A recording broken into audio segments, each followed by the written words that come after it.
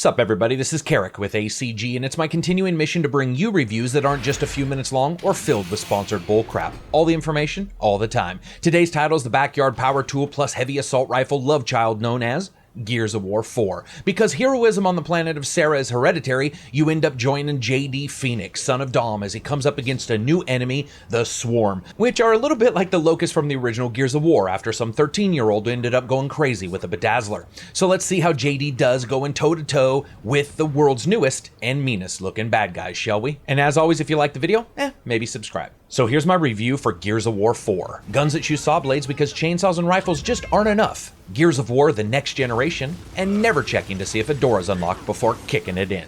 Also, there is an NDA on new game footage for another 7 hours, so that means this will be B-roll footage for the most part with some multiplayer stuff I've recorded. This is most likely to stop some stuff from being spoiled, but I figured you guys would want to know why some of the footage is not matching what I'm saying. Graphics are up first. Really, whether you're on the Xbox One at 30 frames per second in the campaign, 60 in multiplayer, or playing on the PC with all the frames that you can squeeze out of whatever number of paychecks you've jammed into that hardware, one thing is for certain, in many ways, Gears of War 4 looks downright phenomenal. From the wicked soft lighting effects throwing beams through stray fog and shadowy streets to the overall design of the world and its people, that's sort of one part football game locker room and one part Mad Max. I mean, let's be honest, Gears characters have always looked like everyone bathed in super glue and then rolled down a hill into a pile of used car parts and called it armor. Now, though admittedly one or two characters here do veer away from the norm, like one of the main guys at the starting who looks like he spent the time while everyone else was fighting just sitting on his ass eating Slim Jims. I have to admit I was a little bit surprised by some of that subtlety in the design. By now, Gears has sort of chainsawed out its little bloody artistic vision of Gears' namesakes and overgrown gothic beauty. But here there is an unearthly, untamed atmosphere that did not exist in the prior games, and the 25-year split between Gears 3 and now has changed the planet, aging the already past its prime architecture and leaving this gritty, realistic feeling of a world starting to take back in peacetime what it couldn't take in wartime. Now, let's talk a little bit about animation. As always, this is a world where even the farmhands look like they saddled up to the MLB's favorite doctors and spent hours in a therapeutic bath of HGH steroids and beard growth formula, and no one is absent that. But the excellent animations and movement speed continue to deliver this world that looks huge and lumbering, but moves a good deal faster with characters leaping perfectly over stone barricades or barely escaping death by slipping through a hole in a wall with crackerjack timing. Animation continues to be excellent throughout. As always, the moment characters die though, they go into that instant insane ragdoll that can see them high jumping over walls and barricades post-death. Now, while that is a lot of good, there is a little bit bad. Sadly, on the Xbox One, which is supposed to be 30 FPS in the campaign, 60 in many of the multiplayer modes, does not hold its FPS solid in either. And the campaign, especially when loading checkpoints, can drop down a couple seconds before sort of righting itself. Now, multiplayer seems smoother. This is supposed to not happen because it has a dynamic resolution on the Xbox One version of the game, but it does occasionally. Also, while the world is caked in amazing looking special effects, it's also there that the game highlights some inaccuracies. In both versions, there's an underlying feeling of some corners being cut, from low resolution textures in a surprisingly high number of areas, even on Ultra on the PC, to special effects like rain not impacting many of the materials in the game world. Also, there are a good number of errors when it comes to things like water runoff, with it running both straight up or sideways on characters' shoulder pads and other items, which is especially noticeable during cutscenes when it dawns on you, hey, these guys must all be hanging upside down by their feet as water rushes upwards or sideways on their armor. I wouldn't mention it, but it is such a big and overused effect that it's easily noticeable. Now, of course, this does support HDR on the Xbox One, and each version of HDR in games requires a bit of fiddling to get just the right picture and usefulness. And I have to say, once I adjusted it, the HDR here on 3 different TV sets worked very well and looks a bit cleaner than Forza at different times. The first time lightning cracks on the screen looks like it's exploding with light and color. It is hard not to instantly notice that. Listen, Gears looks amazing, and what occasional frame rate drops may occur don't detract from this game easily, being both the best looking but also most architecturally interesting of the titles in the series for me personally. Also, the PC version runs pretty well, and it has options that run the gamut. It doesn't require a reset for any of the options, and you can fiddle until your heart's content. Additionally, it not only displays the FPS, but also the frame draw times and VRAM usage all on the screen for you to test. Excellent, with a few quibbles here and there. Sound, music, and voice.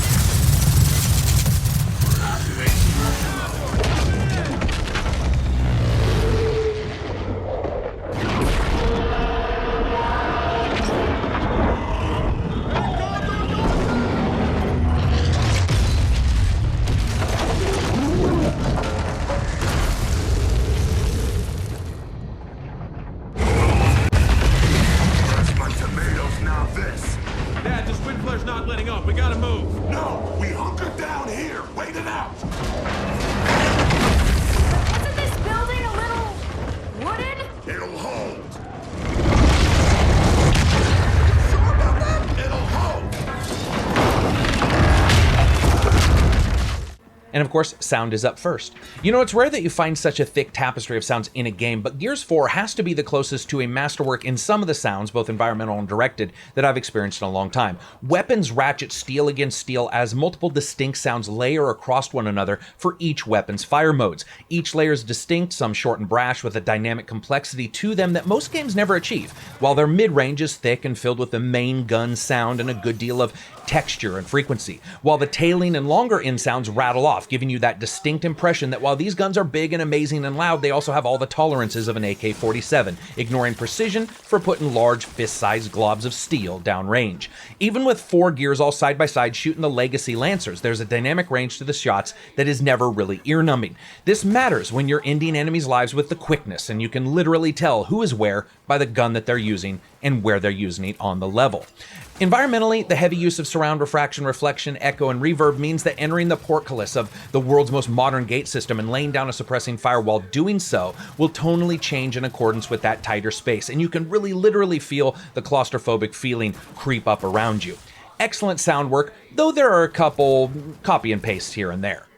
Music. So this is composed by Ramin Djawadi, who is the man behind the amazing music you hear in Game of Thrones, but he is also the sound technician at Looking Glass in the past, and so he's got a lot of game chops. And I have to say, taking over from those that worked on Gears 1, 2, and 3, I wasn't sure what to expect, but this is some really, really epic stuff. Now sure, it's hero horns at times and the moody thematic stylings you would expect from Gears, but for the first time in a Gears soundtrack, I found myself interested in the music as an accompaniment to the gameplay versus separate from it. In the past, sometimes the music has been a bit too in your face, thumping his chest, smashing up the bedroom, and yelling, "Hey, look, I'm cool too."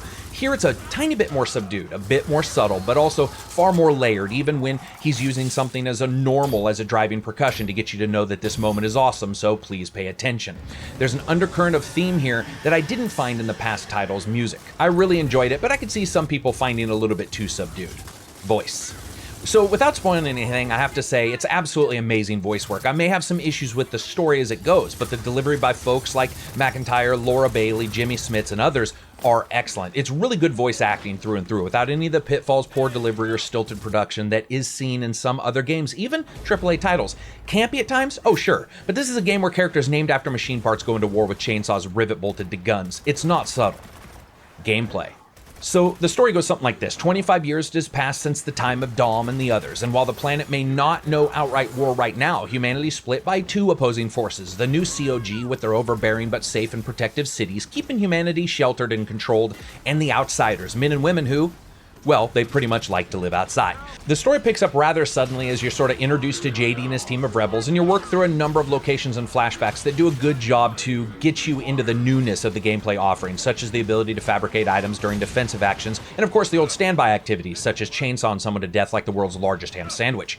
And then you're pretty much off to the races, and I have to say, one thing that impressed me is the tact at which this game was delivered. Sure, there is action up front, but for the most part, gone are the artificial pushes to have you get into exciting moments where rock guitar is playing in the background. In fact, at times, the starting bits of Gears here can feel a little bit exploratory, almost quaint. Gone are the rock'em sock'em robots plus gun porn of the prior title's openers. It's a bit more sedate as it sort of lays the groundwork for what is apparently a much grander scheme, and it shows a maturity to its mayhem that I absolutely did not expect.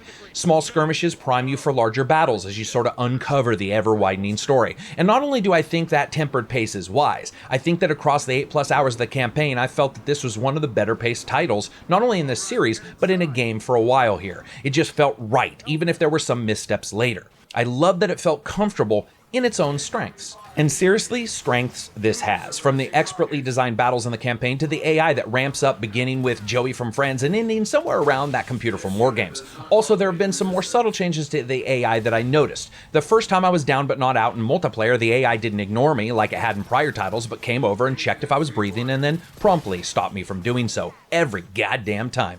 And I loved it. The newly perceived relentlessness isn't really backed up by better AI, but the perceived lethality of it felt felt better than past titles, especially that pacifist AI we got to know that felt bad for hurting you, so it walked off like shooting you 10 times in the face wasn't already a reason for you to feel bad.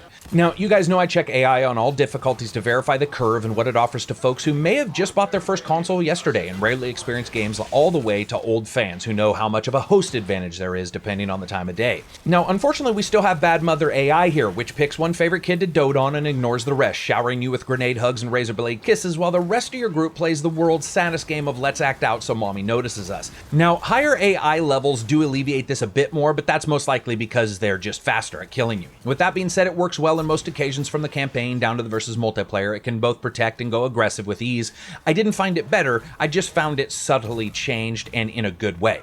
Now, what's Gears without multiplayer? Here we see all manner of options from co-op mode, social quick plays, and the ability to host your own private matches, land-specific matches, 6 starting multiplayer game types, bounties to give you extra XP for fulfilling during the gameplay, and a number of other options. Much of this can be tuned, but not all of it. This is of course to stop someone from cheating and leveling up too quickly. So far, I've found that there isn't any gaping areas where I'm able to sort of cheat this system. Now, of course, Horde mode is here, making its shambling return with a new layer of paint. Classes like the Heavy Engineer, Scout, Sniper, and Soldier each have their own skills that they get as they progress in their own level, separate from your normal gamer level, and are added to the mix. Now, these skills can be used sort of like playing cards, upgrading them, destroying them for crafting materials, and leveling up and assigning them to slots that you can bring into battle. You get a starting skill, and then you get a new skill at 3, 5, 7, and 10th level. And you can buy them from the game store for currency you get in the game, or real money should you choose to do so. Lastly, if you don't buy the season pass, you will still be able to play those maps whenever they are in the playlists, and it feels like these guys have gone a long way to making sure that they don't split that player base too much. Honestly, the best part about the game, though, it feels right. You know, there are a few things as satisfying as blowing someone into literal chunks as they leap across a strangely well-placed barricade 1,000 feet below ground in an alien bunker, or taking out an enemy full sprint with your sniper rifle that you would bet dollars to donuts shoots cola cans filled with semen at supersonic speeds. Everything feels right and solid and nailed down, and the very familiar of Gears gravity is present throughout the title. Sadly, we do have a couple of mistakes here. I can't lie, it does feel like Gears. Go in a room, kick a door down, go through that room, kill some bad guys, kick in another door, rinse and repeat. Also, some areas felt a bit samey after a while when compared to prior titles. Additionally, the game just does not justify the inclusion of the new characters in any way. JD is whiny, has done nor does anything worth even speaking about, and the very noticeable and story-hurting push to sort of get them to the forefront is like giving a spoiled child a toy when they cry too much. Really, when you look at it, all the characters are deeper, more engaging, and interesting than he is. Additionally, he has some incredibly odd, almost amateurish mood swings and comment swings that had a number of us questioning if the cutscenes had actually skipped. He was angry pissed one second, then the next, throwing one-liners and chuckling. It's really actually odd stuff. But I can easily say this game is the deepest of all the Gears titles I've played in the past, whether it be the co-op story and the multi-layered campaign there, or it be the many, many different ways in which you can engage in the multiplayer. There are a lot of systems going on here, and they all feel fairly synergistic with one another. Fun factor. It is absolutely a blast, and easily a worthy sequel in the line of the Gears franchise, but I can't say I'm in love with the new characters, and story isn't supposed to matter in Gears, but they went out there and tried to make it matter, and so you have to look at that. In some ways, it doesn't have the swagger of the original, and as Dom says, you were supposed to keep him out of trouble. The game seems to go out of its way to tell you how angsty and rebellious the new group is. Otherwise, it's like the B football squad telling everyone how cool they are, but their record is mostly made up of what the A-team did when they were on the field. While Gears will always have its hordes of Hellions bent on your eventual demise, it's been the heroes that mattered to me. It's what breathes life into the games. And while these heroes are okay, the entire story is elevated whenever the old guard are even mentioned or there, reminding us that your name may be Emilio Estevez, but you're really just Martin Sheen's kid. So as always, if you like the video, give it a thumbs up. Check me out on Twitter and Patreon. Remember, that's the way I keep giving you these reviews. If you dislike the video, give it a thumbs down. And as always, if you want reviews that aren't 2 minutes long or filled with sponsored bullcrap, stick with ACG. Peace out and enjoy the rest of your week.